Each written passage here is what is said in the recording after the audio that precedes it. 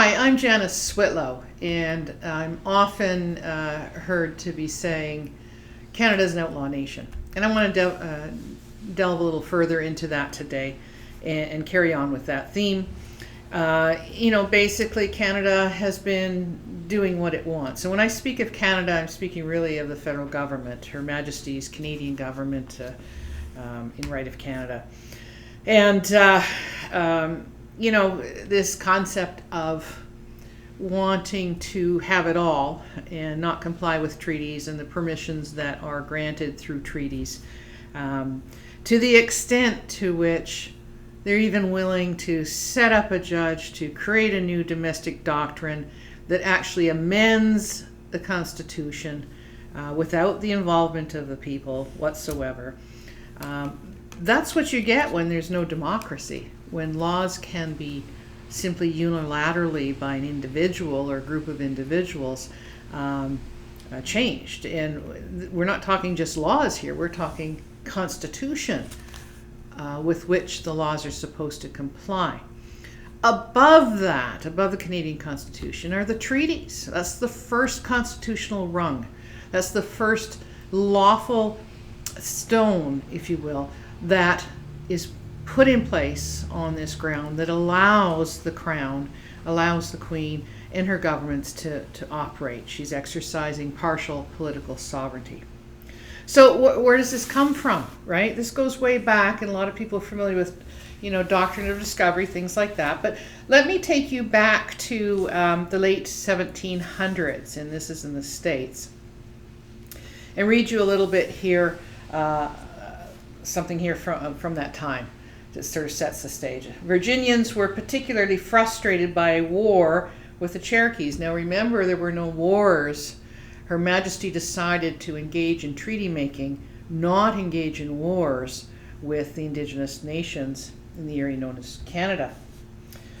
Jefferson's views, Thomas Jefferson's views of Native Americans were a bit more nuanced than those of many of his fellow white contemporaries, but only a bit. Fascinated by Indian language and culture, Jefferson often sought artifacts and information to satisfy a genuine curiosity about America's original inhabitants.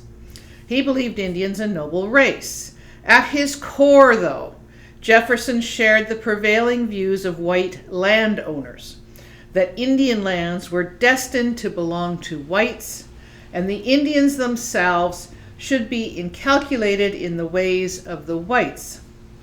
Tribes who allied with Britain or with any of the other European powers. Now remember, Indigenous nations, tribes as they were referred to in the time, allies with other powers, other European powers. Those are nation-to-nation relationships they're talking about. They were direct threats to the revolutionary enterprise. In August 1776, Jefferson reacted viscerally to word of Cherokee assaults to the south. Quote, "Nothing will reduce those wretches so soon as pushing the war into the heart of their country," Jefferson wrote, "but I would not stop there. I would never cease pursuing them while one of them remained on this side of the Mississippi." It was a telling reaction, one that foreshadowed the fate of a race. Now remember, to harp,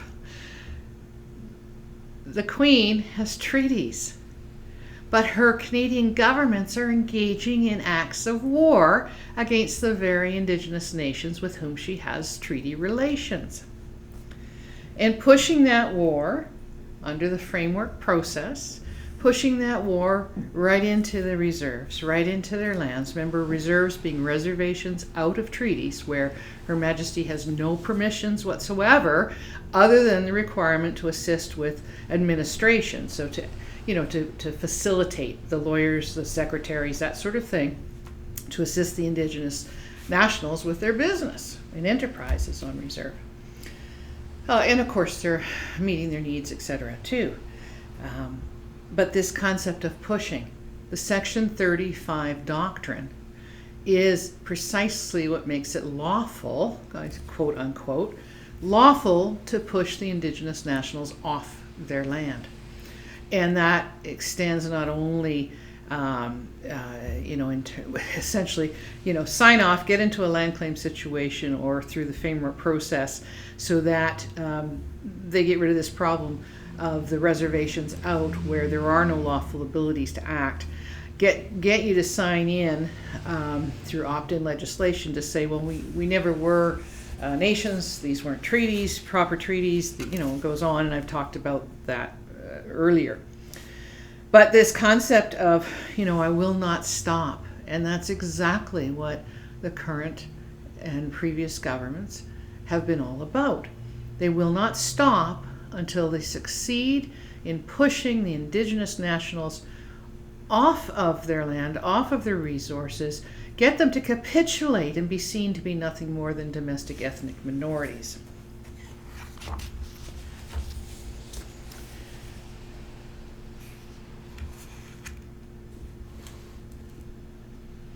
Just bear with me because there's another quote that I want to speak about. Now, at the same time, in speaking of their own people, referencing what has been written at the time, something called an address to the National Assembly. The nation, the law, the king. The nation is yourselves. The law is still yourselves. It is your will. The king is the guardian of the law. Now, with Indigenous nations, there were no kings per se. The people themselves retained that power, that will, that law, just as in other nations, as this quote, and this is from, it was published in a Dutch paper, published in French. So there's, general European concepts, right, that were alive and well. Only, how do you not be a hypocrite and not use these concepts with Indigenous nationals? Doctrine of discovery, right? They're not really humans because they practice a different religion. But remember, we talked about the doctrine of man and how wrong that is in original Western Christian law to attempt that effort. And in Canada, as said, we are actively building upon that doctrine because it's seen as the only way to push aside, as opposed to dealing with requirements of treaty.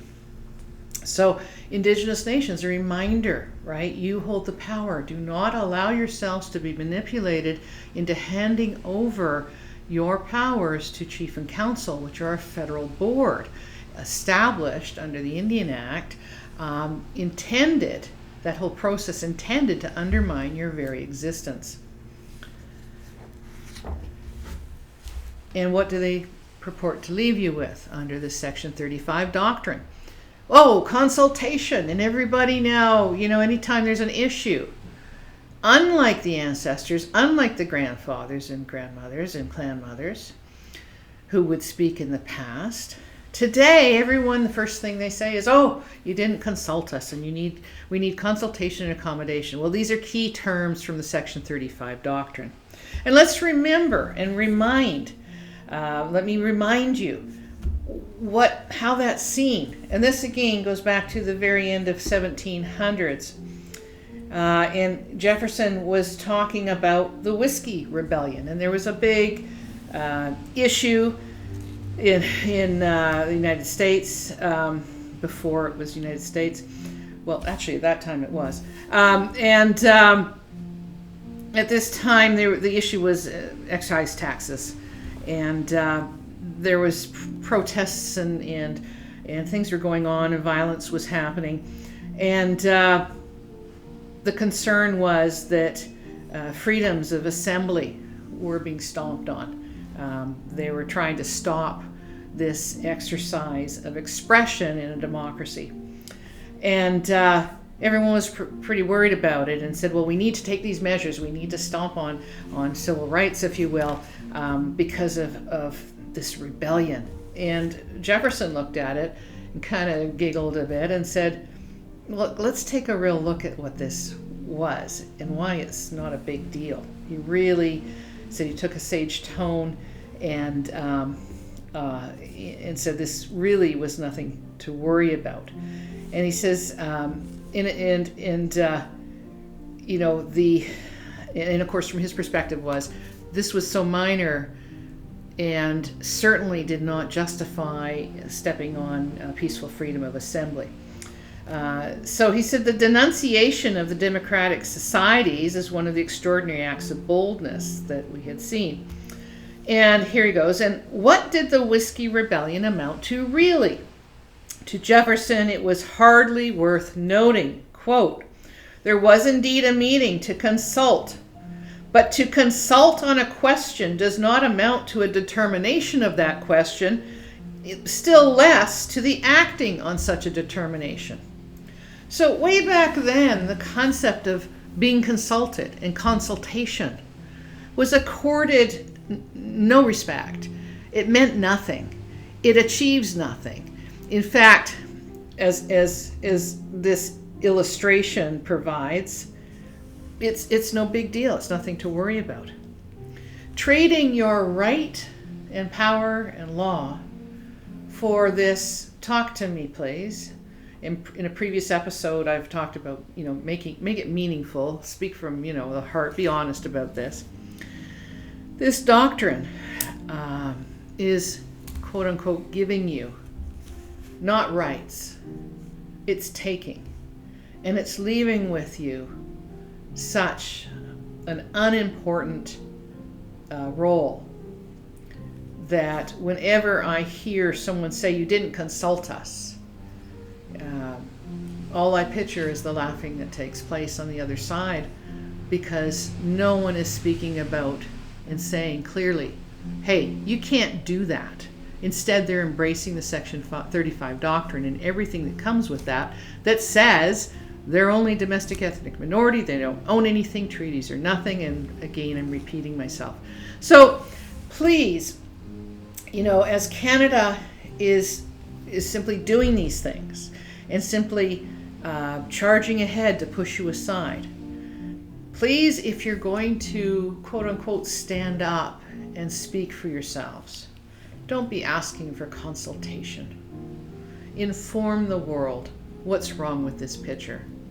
Consultation, to say we had no consultation and no accommodation, is to say to the world this is an internal domestic matter that you cannot become involved in and cannot be concerned about.